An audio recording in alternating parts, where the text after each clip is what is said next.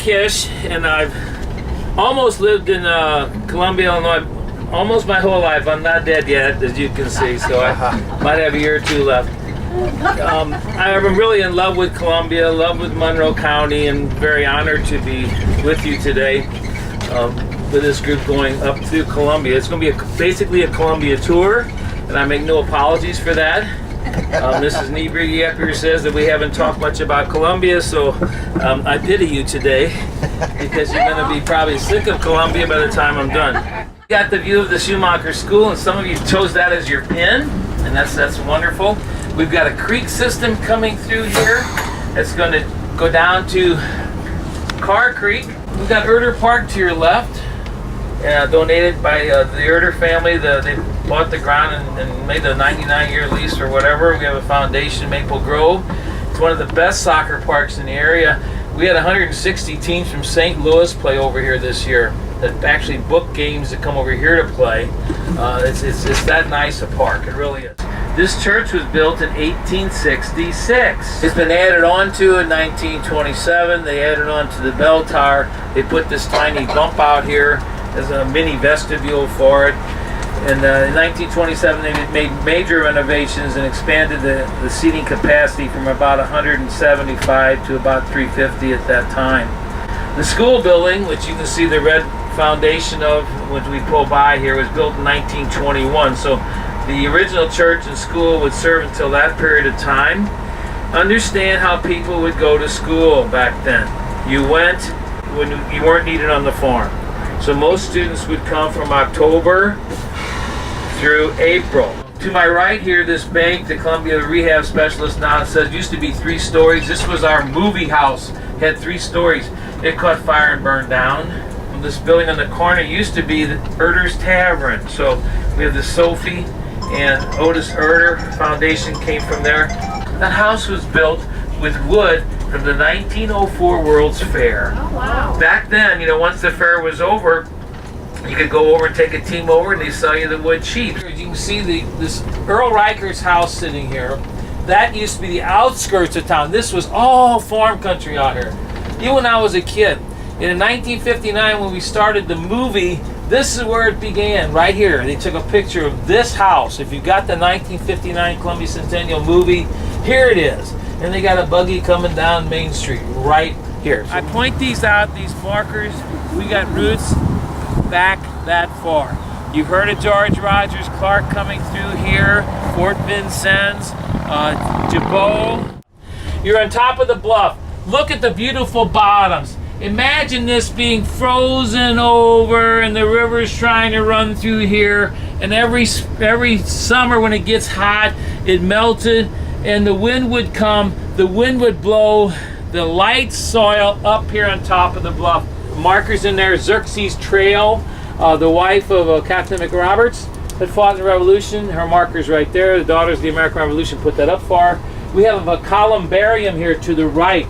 And 1 o'clock is columbarium. Charles Todd put that up for any poor person. They could be cremated and interred there respectfully. So Charles Todd did that for us.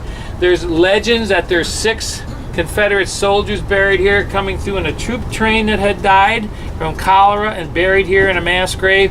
So all kinds of legends. If you look over here to your left, this is St. Paul's Lutheran Cemetery, still an active cemetery. My great-great-grandfather Heinrich Schmidt's buried over there. A lot of my relatives. This is Old Columbia, remember. Old Columbia, okay? If you look to the left, flagpole, catch flagpole, look left, you can see the bottom. That was all flooded in 1993. That broke on a Sunday morning. I was the 3rd. Yeah, I was headed to Connecticut that afternoon. I took pictures from my mom and dad's yard up here, ran over to Kinko's, and blew them up this big. I went to a conference in Connecticut and put those pictures up, and the people said, "We know right where you live." It was national news. And that levee broke. But if you look over here to where the flood would have been, and you look to the right, can you see Jefferson Barracks Bridge? See it? The 2 orange, okay? And then look to the right, can you see the church where you just were? The Catholic Church on the hill, can you see it there? The Columbia, Palmer Creek on that end, open this bluff up, Carr Creek on this end, it's geological, logical place to build. logical place to put a cemetery. Who would want to farm this hilly ground? To the doughboy here, it's not unique. This was a model design and used and sold around the country. This, I think, is its third resting place, or third place of location.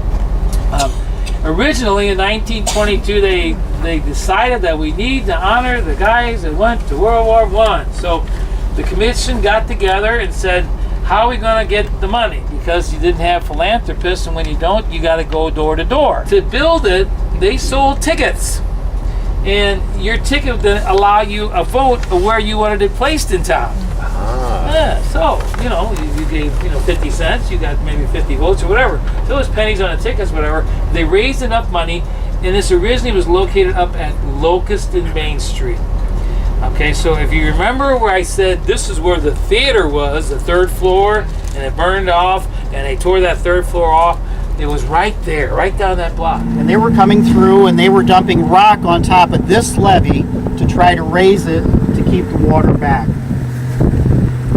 We were talking back and forth on the radio, and during one of the radio conversations we were having, this was probably about 7:30, between 7:30 and 8. It was just, the sun was just starting to set, and I got this funny feeling that my feet were getting wet. So I turned around and looked, and the water was starting to come across the levee right here where we're standing. Wow. At the same time, the trucks were dumping rock a couple miles down that way, and they would continue through here to make the circle to go fill up again with rock. And every truck that went by, the look on the face of the driver was more startled with every pass they would make. Because as they were coming through, they were dodging floating refrigerators and tractor tires, because there were several more spots further west where the water was also coming